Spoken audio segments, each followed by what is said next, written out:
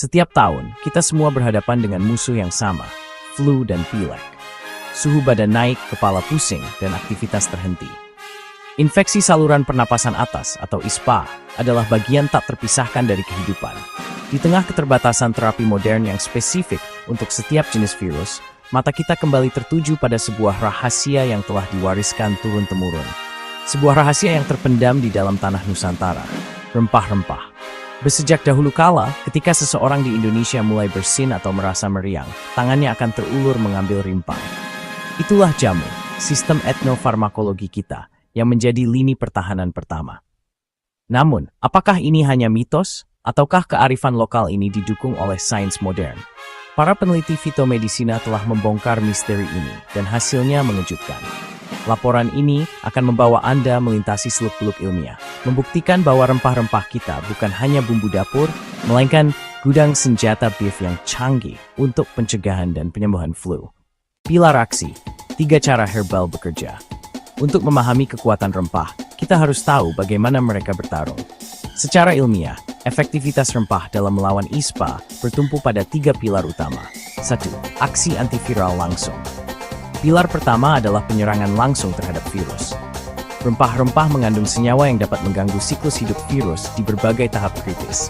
Bayangkan virus seperti kunci, dan sel kita adalah gemboknya. Senyawa dari herbal ini bertindak sebagai lem super, menutupi gigi kunci tersebut, sehingga virus tidak bisa menempel dan masuk ke dalam sel inang. Contohnya, beberapa fitokimia dilaporkan mampu menghambat glikoprotein pada virus influenza, protein yang ia gunakan untuk menempel dan menyebar. Ini adalah upaya untuk mencegah infeksi sebelum ia berakar. 2. Modulasi peradangan. Ketika Anda demam, sakit tenggorokan, atau nyeri otot, itu bukan virus yang menyakiti Anda secara langsung. Itu adalah sistem kekebalan tubuh Anda yang sedang bertempur, melepaskan badai sitokin atau sinyal peradangan. Jika peradangan ini berlebihan, seperti pada kasus flu berat, bisa menyebabkan kerusakan organ, terutama paru-paru. Rempah-rempah berperan sebagai modulator yang cerdas. Mereka meredam sinyal-sinyal peradangan yang terlalu hiperaktif, menenangkan sistem kekebalan agar bertempur dengan efektif, bukan merusak diri sendiri. Inilah yang meredakan gejala akut. 3. Peningkatan pertahanan inang, imunomodulasi. Pilar terakhir adalah penguatan tentara internal kita. Rempah bekerja sebagai imunomodulator non-spesifik. Mereka meningkatkan aktivitas kekebalan bawaan kita, seperti sel makrofag, sel pemakan patogen yang bertugas membersihkan virus dan puing-puing sel yang terinfeksi. Selain itu, mereka merangsang limfosit and towards immunologis triple power, jahe, kunyit, dan kencur.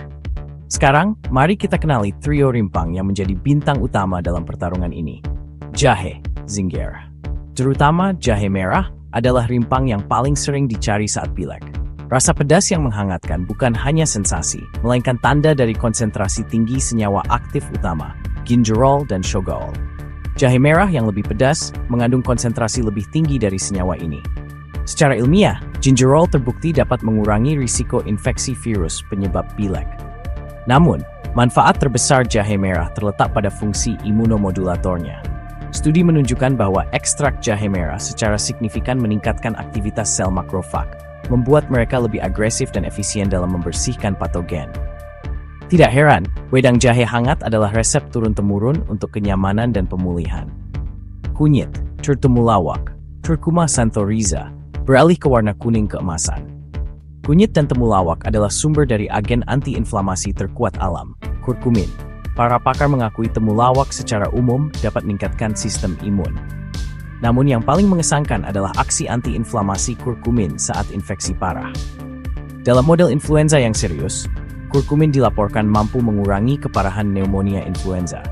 Ini berarti ia tidak hanya meredakan sakit tenggorokan, tetapi juga melindungi organ vital, khususnya paru-paru, dari kerusakan parah akibat badai peradangan yang disebabkan oleh flu. Kurkumin adalah pelindung organ di tengah badai. Kencur, Kaempferia galanga L. Kencur adalah pahlawan yang sering diabaikan, padahal ia sangat relevan untuk saluran napas. Senyawa kuncinya adalah etil p-metoxisinamat atau EPMC. EPMC memiliki spesialisasi yang unik. Ia menargetkan peradangan pada saluran napas secara langsung. Senyawa ini bekerja dengan menekan sitokin pemicu peradangan utama, yaitu yang menyebabkan nyeri tenggorokan, batuk, inflamasi, dan iritasi. Jika batuk dan iritasi tenggorokan menjadi masalah utama, kencur adalah agen antiinflamasi yang paling tepat. Sinergi dan dukungan holistik.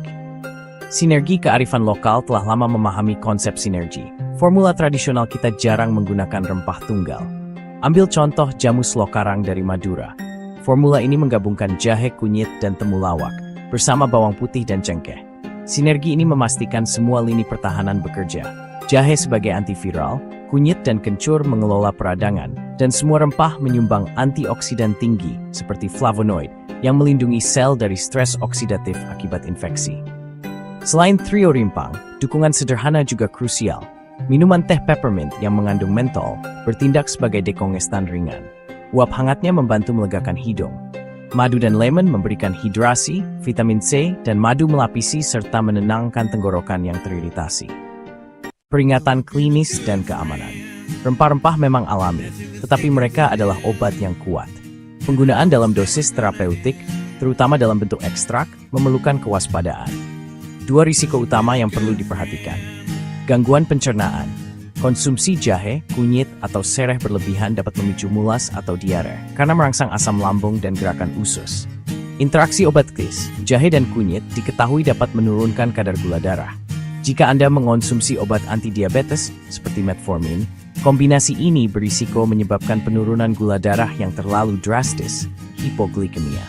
Begitu pula dengan pasien yang mengonsumsi pengencer darah atau obat antiinflamasi non-steroides.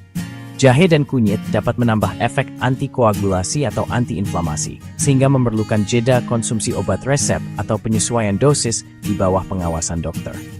Rempah dalam dosis kuliner aman, marine sapping subaris katsas kats tested, say sopait worm of hedo for fall.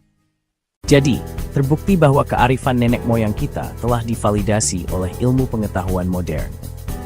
Rempah-rempah Indonesia menawarkan mekanisme pertahanan yang kokoh. Mereka menyerang virus, mengatur peradangan, dan memperkuat pertahanan tubuh kita. Gunakanlah jahe, kunyit, dan kencur sebagai terapi suportif dan pencegahan harian. Prioritaskan hidrasi dan istirahat yang cukup. Dengan memahami sains di balik rempah, kita tidak hanya melestarikan budaya, tapi juga mengoptimalkan kesehatan kita dengan sumber daya alam terbaik yang dimiliki Indonesia.